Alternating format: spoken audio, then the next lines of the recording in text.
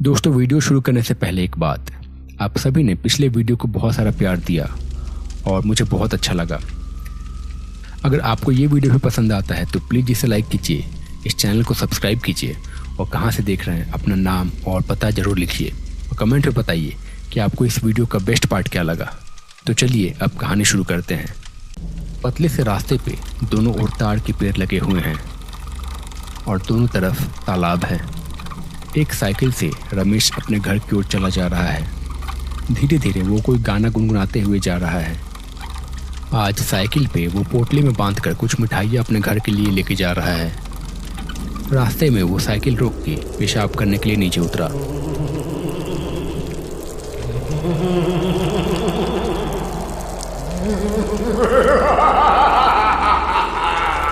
फिर थोड़ी देर में वो फिर से साइकिल पर सवार होके अपने गांव की ओर चल पड़ा।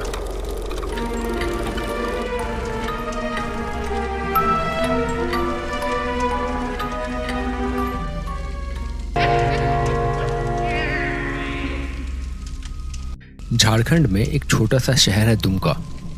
ये शहर झारखंड की संस्कृति को बहुत अच्छे तरीके से दर्शाता है, पर अभी भी शहर से कुछ ही दूर जाने पे आबादी कम हो जाती है। लोग कम है, घर कम है, रास्ते खुले हुए हैं और आसपास जंगल है। ऊंचे ऊंचे ताड़ के पेड़ हैं और कहीं कहीं पे तालाब और पोखर भी है।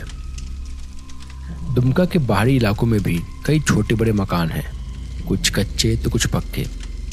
यहाँ एक शिव जी का बहुत ही प्रसिद्ध मंदिर है, बाबा शुमेश्वर नाथ। कई राज्यों से लोग यहाँ पे आते हैं दर्शन के लिए। यहाँ के लोग बहुत ही सीधे साधे हैं, बाहरी दुनिया की चकाचौंध से इन्हें कोई मतलब नहीं है।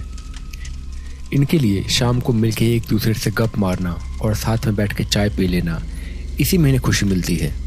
एक शाम हरिया की चाय की टपरी पे नरेंद्र बाबू, समर और धीरज बैठ के चाय पी रहे थे। बारिश तेज हो रही है। इनका रोज का ही है ये। रोज ऐसे ही चाय की टपरी पे बैठ के तरह तरह की बातें और गप मारते रहते हैं ये। कभी बात होती है विज्ञान की, तो कभी पार्टी पॉलिटिक्स की, तो कभी अलग अलग तरह की फिलॉसफी। नरेंद्र चाचा ने कहा, अगर ऐसे ही बारिश होती रही तो धान की रोपनी अच्छी हो जाएगी। फसल अच्छी हुई अगर बाबा की कृपा से तो सब खुश हो जाएंगे। हाँ, वो सब तो ठीक है, लेकिन दिन भर बारिश होती रहती है, कहीं आ जा भी नहीं सकते। समर भाई, हमें पता है तुम्हें बाजार घूमना कितना पसंद है, लेकिन बारिश तो जरूरी है ना। तभी उन्होंने देखा कि बारिश में एक पागल सा आदमी खड़ा हुआ है। बाल बिखरे हुए हैं, कपड़े गंदे हालत में हैं। बारिश में भीगता हुआ वो उनके पास आया और उसने कहा, मुझे मिठाई खानी है, मुझे मिठाई दो, मिठाई दो, मुझे मिठाई दो, मुझे मिठाई खानी है। अरे ये फिर से आ गया, चल जा यहाँ से, भाग जा यहाँ से, घर जा अपने, चल भाग। ना जाने अच्छे खासे आदमी को ये क्या हो गया है। चाचा, आपको क्या लगता है गांव में ये जो सारी अफवाहें फैली हुई हैं भूत प्रेतों की, ये सब सही है क्या? मतलब मैंने कभी ऐसा देखा तो नहीं है, पर बातें सुन के डर तो बहुत लगता है। गांव में 3 लोगों की मौत हो चुकी है और 2 पागल हो चुके हैं। अब क्या बताऊं इस बारे में। न जाने हमारे गांव को किस छलावे की नज़र लग गई और न जाने कब। सब तो ठीक था, अचानक से ये सब शुरू हो गया। अच्छा, सबसे पहले किसके साथ होना शुरू हुआ था? सबसे पहले तो ये रमेश के साथ ही हुआ था। अच्छा खासा सही सलामत था, न जाने कैसे एक ही रात में पागल हो गया। बस यही कहते फिरता है कि मिठाई खानी है, मिठाई खानी है। फिर बोलता है मिठाई मत खाना। उसका तो कुछ इलाज भी नहीं हो पाया। फिर उसके बाद ये बाकी की घटनाएं हो गई। जो भी कहिए चाचा, मुझे तो लगता है कि कुछ न कुछ बात तो जरूर है इन घटनाओं में। या तो कोई बहुत भयंकर चोर डाकू है, या फिर सच में कोई काली शक्ति है। बस सावन का महीना शुरू हो जाए, फिर बाबा सब संभाल लेंगे।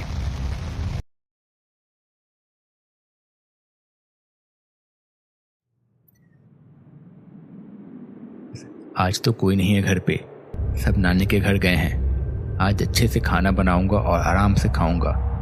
वाह, ये मिठाई तो बड़ी अच्छी लग रही है। पापा, पापा मुझे मिठाई नहीं दोगे? कौन कौन है वहां? गुड्डू, तुम यहाँ कैसे आ गए? और मम्मी कहाँ है तुम्हारी? और ये तुम लोग इतनी रात में नानी के घर से यहाँ कैसे आ गए और क्यों? पापा, पापा, पापा मुझे मिठाई दो ना। हाँ हाँ दूंगा बेटा। ए जी, मुझे नहीं देंगे मिठाई? मुझे मिठाई खानी है, मुझे नहीं देंगे मिठाई? अरे तुम, क्या सब ठीक तो है ना? क्या हुआ है? और ऐसे अंधेरे में क्यों हो तुम लोग? मुझे नहीं देंगे मिठाई? नहीं देंगे? नहीं देंगे तो मैं इसे खाऊंगी।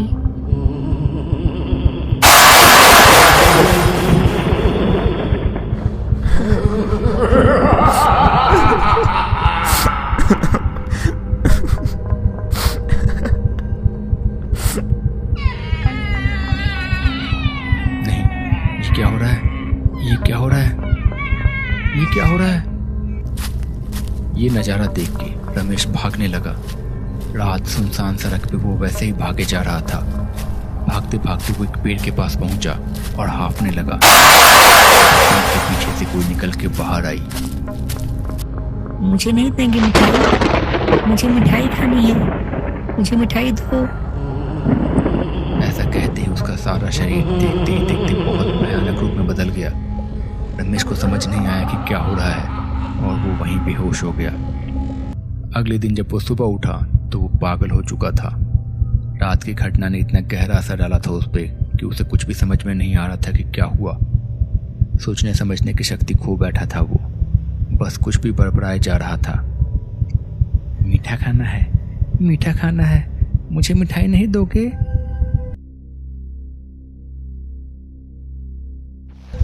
फिर इसी तरह कुछ देर बातें करने के बाद आखिरकार नरेंद्र चाचा ने कहा, अच्छा ठीक है, फिर अब मैं चलता हूँ। फिर समर ने कहा, चाचा मैं भी चलता हूँ, यहाँ से अकेले जाना सही नहीं है। रास्ते पे मंदिर की सरहद ख़त्म हो जाती है तो उसके बाद फिर बहुत सारी घटनाएं होती है, मैं भी आपके साथ चलता हूँ। अच्छा ठीक है, चलो साथ जाना ही ठीक है। ऐसा कह के दोनों उसी रास्ते पे निकल पड़े। रास्ते में वो लोग कुछ बात किए जा रहे थे। थोड़ी दूर में उनकी नज़र गांव के पुराने पानी की टंकी पे पड़ी। इस टंकी में अब पानी नहीं है। ये टंकी अंग्रेजों के ज़माने की है, ये बस ऐसे खड़ी है अब। उन्होंने देखा कि उस पुरानी पानी की टंकी पे कोई खड़ा था। चाचा, चाचा वो देखिए पानी की टंकी की ओर। इतनी रात को पानी की टंकी के ऊपर कौन खड़ा है? अरे होगा कोई दारू पी के चढ़ गया होगा। अब जब नशा उतरेगा तो ठीक नीचे आ जाएगा, हमें क्या।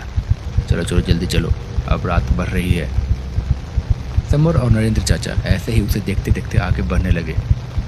तभी थोड़ी देर में वो इंसान ऊपर से नीचे कूद पड़ा। ये देख के दोनों बहुत घबरा गए।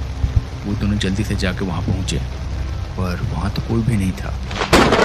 चाचा ये क्या है? ऐसा कैसे हो सकता है? पता नहीं, और जो भी था ठीक नहीं था। ये जल्दी जल्दी घर चलो अब। एक तो बारिश की वजह से वैसे ही सब और खाली है। इसके बाद वो दोनों रास्ते पे आगे की ओर चल पड़े। धीरे धीरे वो लोग गांव के पास पहुंच गए। अब कुछ घर दिखाई देने लगे थे। वहीं पे थोड़ी दूर पे गांव का पुराना कुआं था। उन्होंने देखा कि कुएं के ऊपर वही चाय वाला हरिया खड़ा था। इसकी दुकान पे बैठ के वो लोग चाय पी रहे थे। उसने उन्हें देखा और कहा, चाचा, चाचा मुझे बचाओ, मुझे बचाओ चाचा। और ऐसा कह के वो कुएं में कूद पड़ा। अरे ये क्या हुआ? ये हरिया यहाँ कैसे? और ये कूद क्यों पड़ा? चलो चलो जल्दी चलो, इसे बचाना पड़ेगा वरना कहीं डूब ना जाए। समर और नरेंद्र चाचा उसकी ओर भागे, पर उन्होंने देखा कि वहाँ कुएं में कोई भी नहीं था। समर ने फिर कहा, चाचा ये सब क्या हो रहा है? ये सब क्या था? वो ना हो ये सब छलावा है। अभी तो जितना जल्दी हो सके यहाँ से चलो घर। ये सब बात करके वो लोग जैसे जैसे अपने घर पहुँचे और किसी तरह से उस रात को सो गए। अगले दिन सुबह में सब शांत था। रात की बारिश के निशान अभी भी दिखाई दे रहे थे। आसमान में अभी भी बादल थे थोड़े बहुत, पर बारिश नहीं हो रही थी। लोग अपने अपने कामों में लगे हुए थे। कोई अपने घर का काम कर रहा था तो कोई अपने रोजगार के इंतजाम में था। नरेंद्र चाचा और समर वहीं एक जगह पर बैठ के कुछ बात कर रहे थे। शायद वो लोग कल रात की घटना के बारे में चर्चा कर रहे थे। वहाँ गांव के मंदिर के पुरोहित जी आए। उन दोनों को बहुत गहरी चर्चा में देख के उन्हें थोड़ा आश्चर्य हुआ, पर उन्होंने कुछ कहा नहीं। इतने में नरेंद्र चाचा की नज़र पुरोहित जी पे पड़ी और उन्होंने पुरोहित जी से पूछ लिया, पुरोहित जी प्रणाम।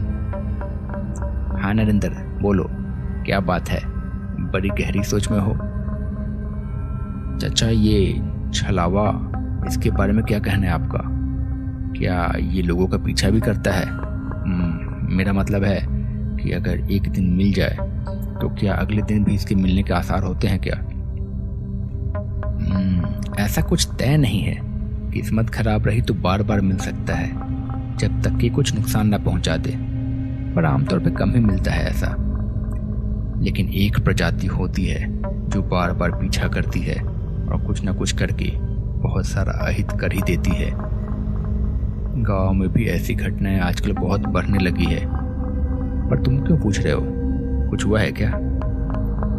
हाँ चाचा, कल रात को मुझे और समर को भी एक ऐसा छलावा मिल गया था। बड़ी मुश्किल से जान बचा के हम लोग भागे हैं वहां से। अब तो ये सारी घटनाएं दिन पे दिन बढ़ते जा रही है, इसका कुछ तो कीजिए। कुछ ना कुछ तो करना पड़ेगा। सुनो, मुझे हो सके तो शाम को मंदिर में मिलो और 2-4 लोगों को और लेते आना। मंदिर में क्यों पुरोहित जी? मंदिर में क्या होगा? वो सब मैं तुम्हें शाम को ही बताऊंगा। बस तुम आ जाना और कुछ लोगों को भी लेते आना, हमें कुछ इंतजाम करना पड़ेगा। तो दोस्तों, कैसा लगा आपको ये पार्ट? अगर आपको ये पार्ट पसंद आया है तो प्लीज़ इसे लाइक कीजिए और चैनल को सब्सक्राइब करना ना भूलें। मिलता हूँ बहुत जल्द अगले पार्ट के साथ। तब तक के लिए मस्त रहिए।